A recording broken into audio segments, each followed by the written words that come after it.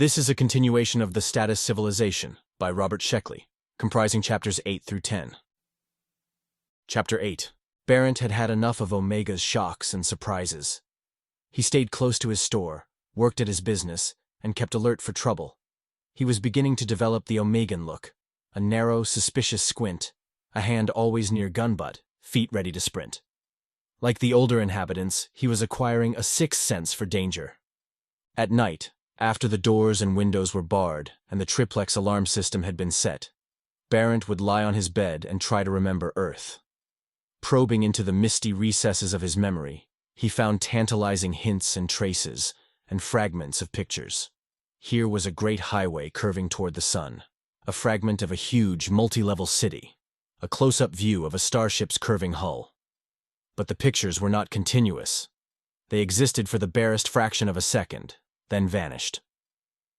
On Saturday, Barent spent the evening with Joe, Danis Foran, and his neighbor Tem Rend. Joe's pokra had prospered, and he had been able to bribe his way to the status of free citizen. Foran was too blunt and straightforward for that. He had remained at the residency level. But Tem Rend promised to take the big forger as an assistant if the Assassin's Guild accepted his application. The evening started pleasantly enough, but it ended as usual with an argument about Earth. "Now look," Joe said. "We all know what Earth is like.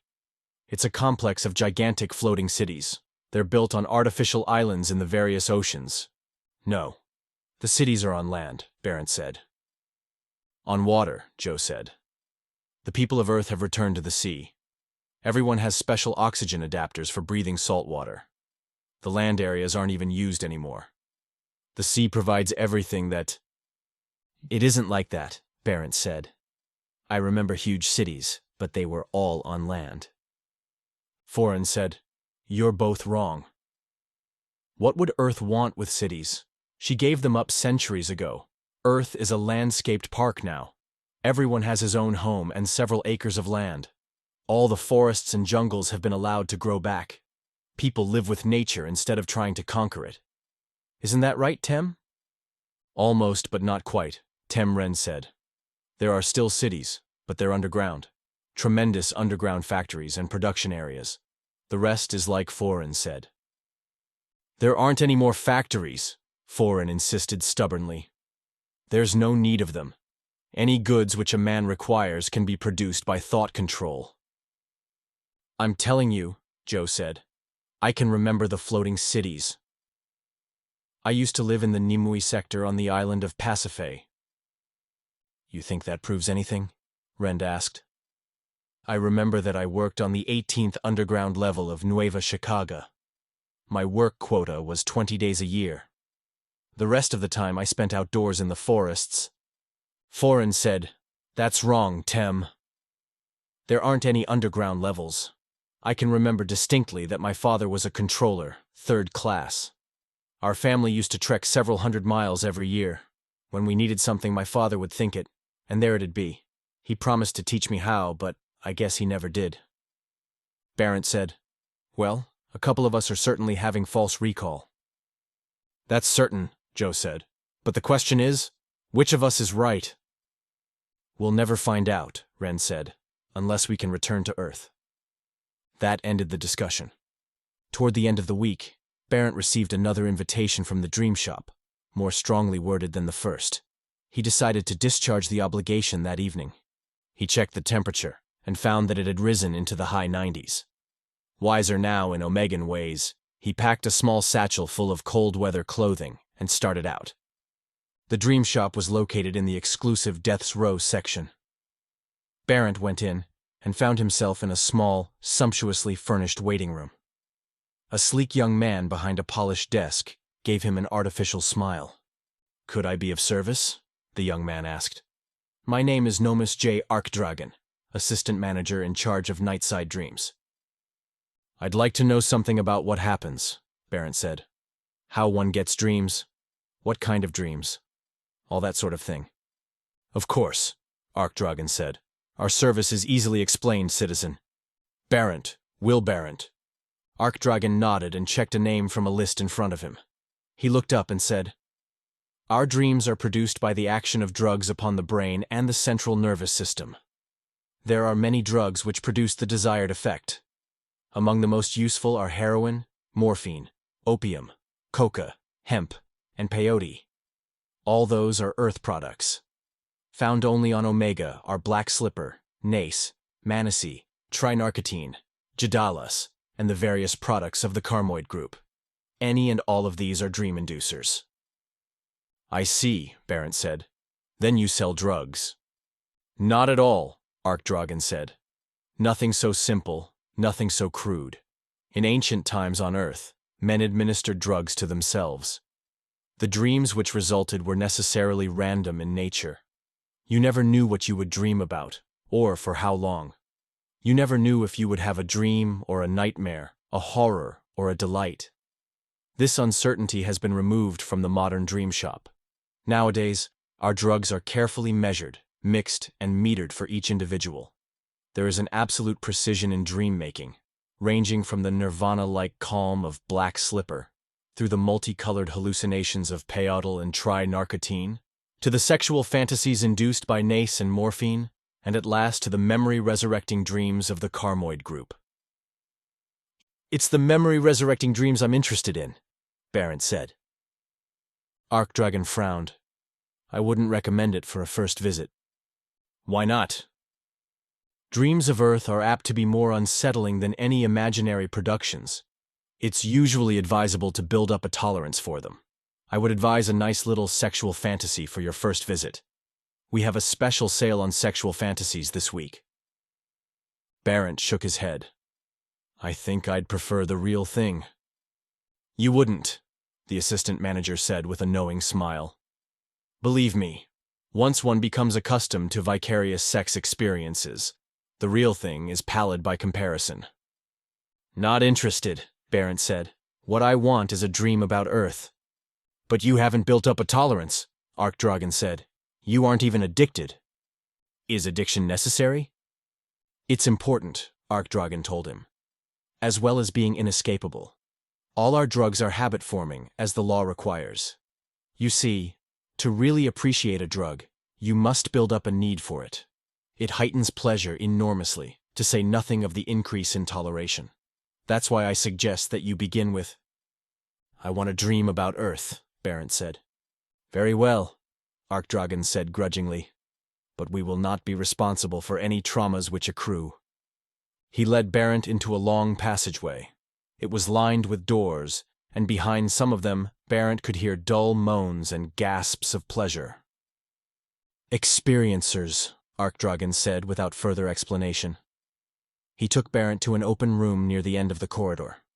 Within sat a cheerful-looking bearded man in a white coat reading a book. Good evening, Dr. Wayne, Arkdragen said.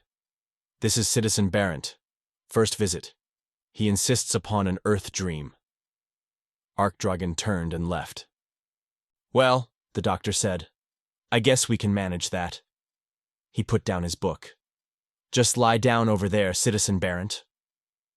In the center of the room was a long, adjustable table. Above it hung a complicated-looking instrument. At the end of the room were glass-sided cabinets filled with square jars. They reminded Barent of his antidotes. He lay down. Dr. Wayne put him through a general examination, then a specific check for suggestibility, hypnotic index, reactions to the 11 basic drug groups, and susceptibility to tetanic and epileptic seizures. He jotted down his results on a pad, checked his figures, went to a cabinet, and began mixing drugs. Is this likely to be dangerous? Barent asked. It shouldn't be, Dr. Wayne said. You appear healthy enough. Quite healthy, in fact, and with a low suggestibility rating. Of course, epileptic fits do occur, probably because of cumulative allergic reactions. Can't help that sort of thing. And then there are the traumas, which sometimes result in insanity and death. They form an interesting study in themselves. And some people get stuck in their dreams and are unable to be extricated. I suppose that could be classified as a form of insanity, although actually it isn't. The doctor had finished mixing his drugs. He was loading a hypodermic with the mixture. Barent was having serious doubts about the advisability of the whole thing. Perhaps I should postpone this visit, he said. I'm not sure that I... Don't worry about a thing, the doctor said. This is the finest dream shop on Omega. Try to relax. Tight muscles can result in tetanic convulsions. I think Mr. Arkdragon was right, Barent said. Maybe I shouldn't have a dream about Earth for my first visit. He said it was dangerous. Well, after all, the doctor said, what's life without a little risk?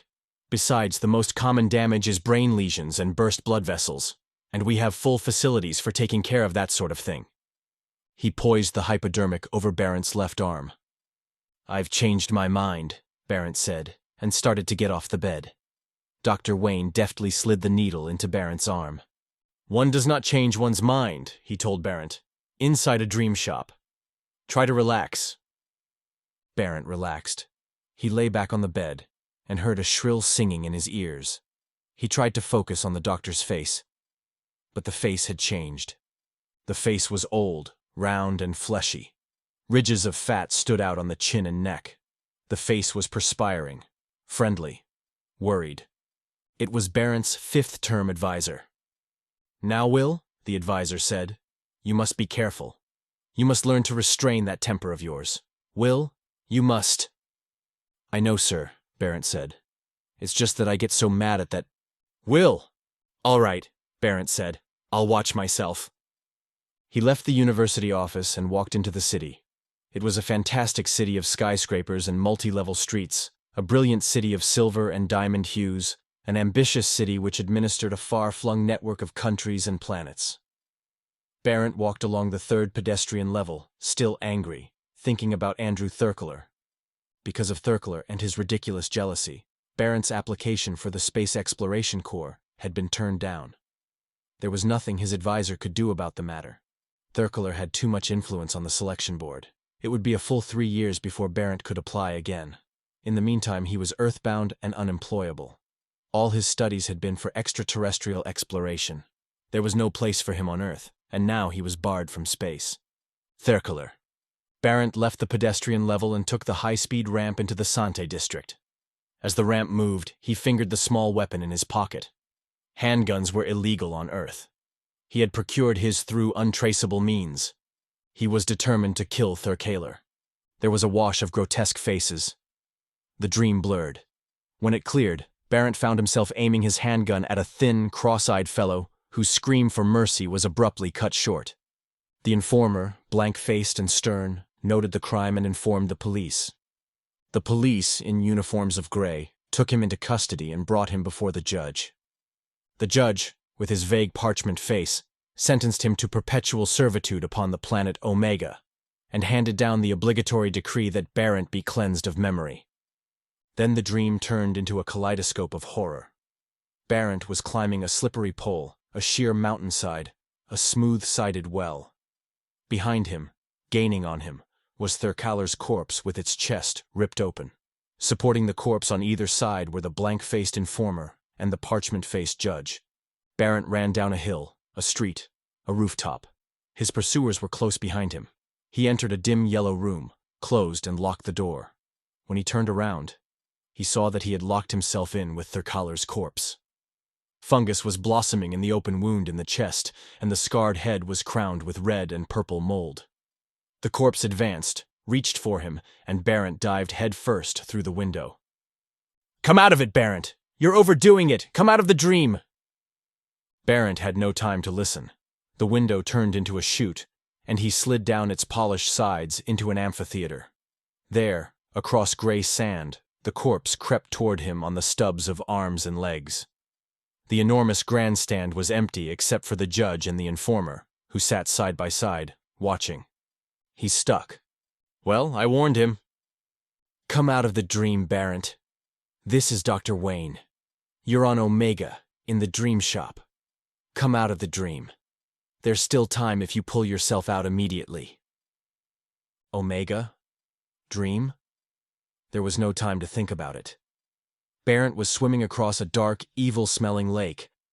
The judge and the informer were swimming just behind him, flanking the corpse, whose skin was slowly peeling away. Barent. And now the lake was turning into a thick jelly which clung to his arms and legs and filled his mouth, while the judge and the informer. Barent. Barrett opened his eyes and found himself on the adjustable bed in the dream shop. Dr. Wayne, looking somewhat shaken, was standing over him. A nurse was nearby with a tray of hypodermics and an oxygen mask. Behind her was Arkdragon, wiping perspiration from his forehead. "I didn't think you were going to make it," Dr. Wayne said. "I really didn't." "He pulled out just in time," the nurse said. "I warned him," Arkdragon said, and left the room. Barrett sat up. "What happened?" he asked. Dr. Wayne shrugged his shoulders. "It's hard to tell. Perhaps you were prone to circular reaction, and sometimes the drugs aren't absolutely pure. But these things usually don't happen more than once. Believe me, Citizen Barrett, the drug experience is very pleasant. I'm sure you'll enjoy it the second time." Still shaken by his experience, Barrett was certain there would be no second time for him. Whatever the cost, he was not going to risk a repetition of that nightmare. "Am I addicted now?" he asked. "Oh no," Dr. Wayne said. "Addiction occurs with the third or fourth visit." Barrett thanked him and left. He passed Arkdragon's desk and asked how much he owed. "Nothing," Arkdragon said. "The first visit is always on the house." He gave Barrett a knowing smile. Barrett left the dream shop and hurried home to his apartment. He had a lot to think about. Now, for the first time, he had proof that he was a willful and premeditated murderer. Chapter 9. Being accused of a murder you can't remember is one thing. Remembering a murder you have been accused of is another thing entirely. Such evidence is hard to disbelieve.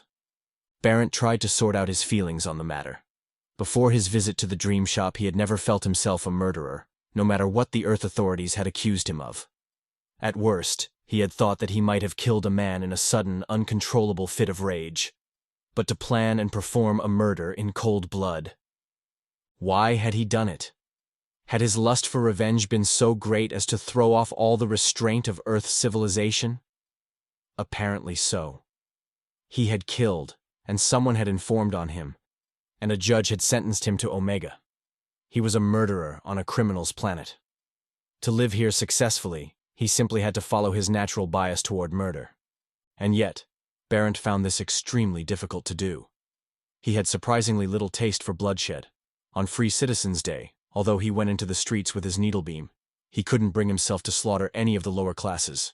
He didn't want to kill. It was a ridiculous prejudice considering where and what he was. But there it was. No matter how often Temrend or Joe lectured him on his citizens' duties, Barrett still found murder quite distasteful. He sought the aid of a psychiatrist, who told him that his rejection of murder had its roots in an unhappy childhood. The phobia had been further complicated by the traumatic qualities of his experience in the dream shop.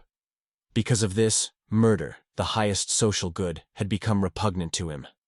This anti-murder neurosis in a man eminently suited for the art of killing would, the psychiatrist said, inevitably lead to Barrett's destruction.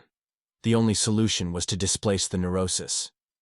The psychiatrist suggested immediate treatment in a sanitarium for the criminally non-murderous. Barrett visited a sanitarium and heard the mad inmates screaming about goodness, fair play, the sanctity of life, and other obscenities. He had no intention of joining them. Perhaps he was sick, but he wasn't that sick. His friends told him that his uncooperative attitude was bound to get him into trouble. Barrett agreed, but he hoped, by killing only when it became necessary, that he would escape the observation of the highly placed individuals who administered the law. For several weeks his plan seemed to work. He ignored the increasingly peremptory notes from the dream shop and did not return to services at the Wee Coven. Business prospered, and Barrett spent his spare time studying the effects of the rarer poisons and practicing with his needlebeam.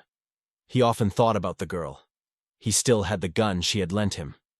He wondered if he would ever see her again. And he thought about Earth. Since his visit to the dream shop, he had occasional flashes of recall. Isolated pictures of a weathered stone building, a stand of live oaks, the curve of a river seen through willows. This half-remembered Earth filled him with an almost unbearable longing. Like most of the citizens of Omega, his only real wish was to go home, and that was impossible. The days passed, and when trouble came, it came unexpectedly. One night there was a heavy knocking at his door. Half asleep, Barrett answered it. 4 uniformed men pushed their way inside and told him he was under arrest. "What for?" Barrett asked. Non-drug addiction, one of the men told him. You have 3 minutes to dress. What's the penalty? You'll find out in court, the man said. He winked at the other guards and added, but the only way to cure a non-addict is to kill him, eh? Barrett dressed. He was taken to a room in the sprawling Department of Justice. The room was called the Kangaroo Court, in honor of ancient Anglo-Saxon judicial proceeding. Across the hall from it, also of antique derivation, was the Star Chamber. Just past that was the Court of Last Appeal.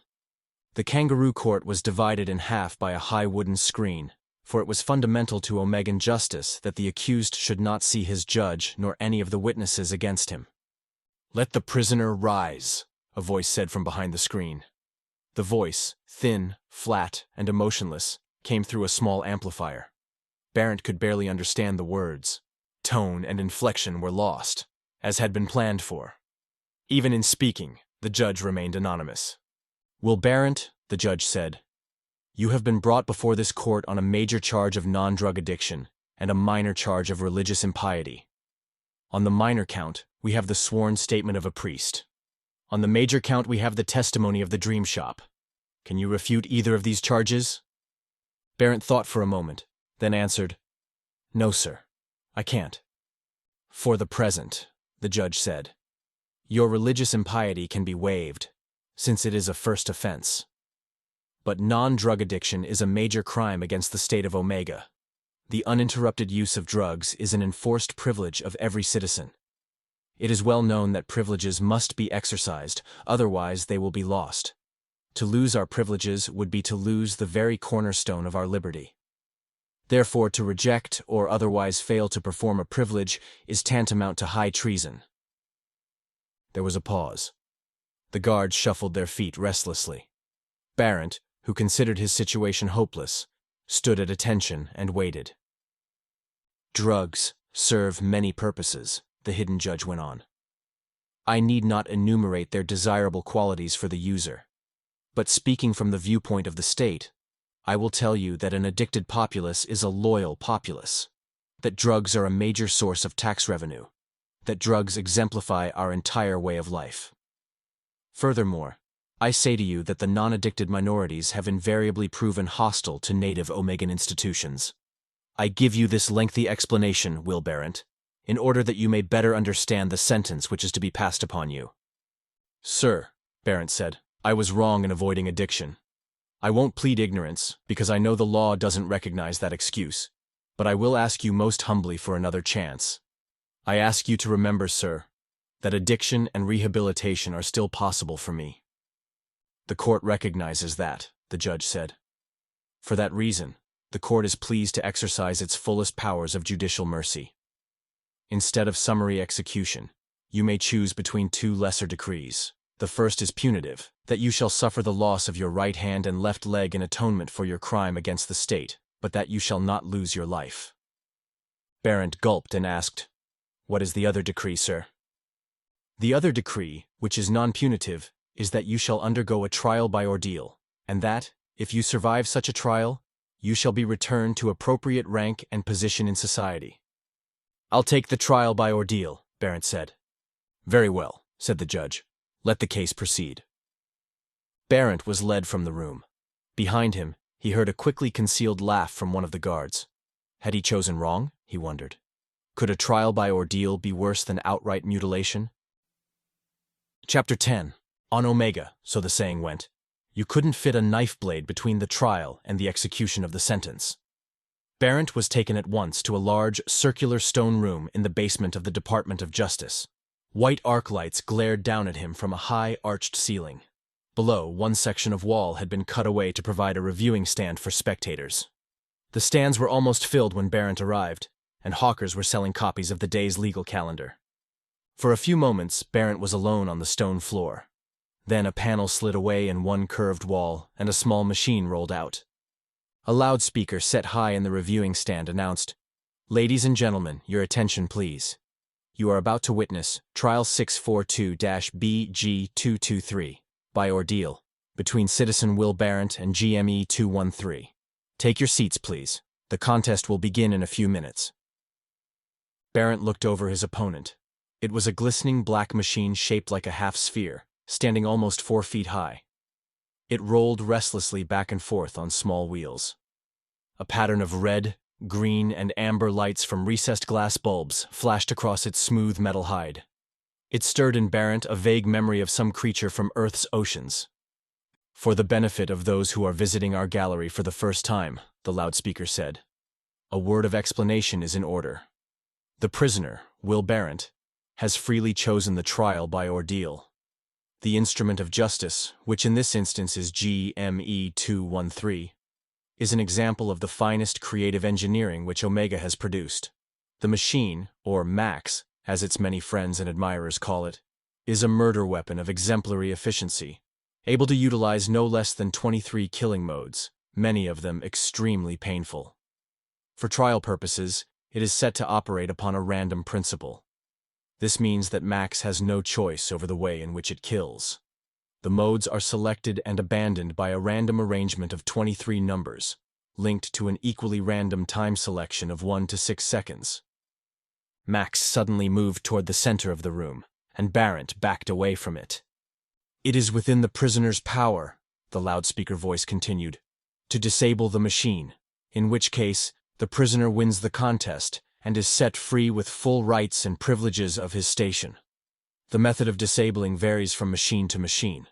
It is always theoretically possible for a prisoner to win. Practically speaking, this has happened on an average of 3.5 times out of 100. Barrett looked up at the gallery of spectators. To judge by their dress, they were all men and women of status, high in the ranks of the privileged classes.